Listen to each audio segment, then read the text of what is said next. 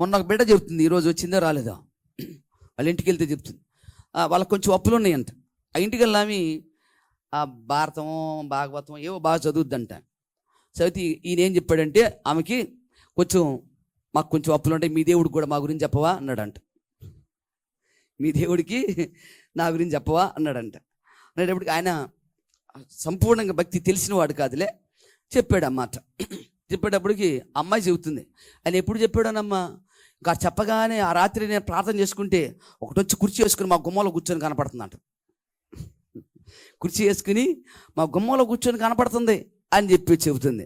నిజమే మరి అది. అప్పటి నుంచి భయం వేస్తుందమ్మా నాకు, మా ఆయనకు తెలియక అలా చెప్పేశాడు అని అంటాను.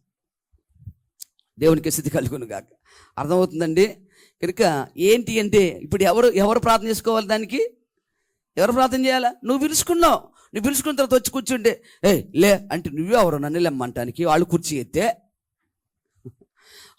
ఎత్తే నువ్వెవరు నన్ను లెమ్మంటానికి? అవసరం నిన్నే తరిమారు వాళ్ళు బయటికి. నీకు అర్థం కావట్లేదు. నా కుర్చీ వేసారు, నీ కుర్చీ నాకేసారు. నీ కుర్చీ ఏమైంది? ఇప్పుడు నాకు ఇచ్చారు, నీకు కుర్చీ లేదు. నువ్వు కావాలంటే నువ్వు బయటికి పో. అర్థమవుతుందా మీకు? నీ కుర్చీ ఏం చేశారు?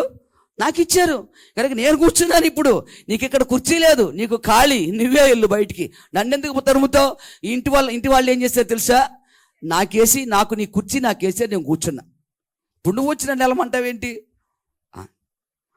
ఈ ఆచారాలు చెప్పండి, ఇలాంటివి ఏవో ఉంటాయి రకరకాలు. ఎన్నిటి కూడా నువ్వు చేసావంటే దేవుని కుర్చీ లాగి దానికి ఎత్తను అంతే. ఇంకా దేవుడు నీ జీవితంలో ఎట్లుంటాడు?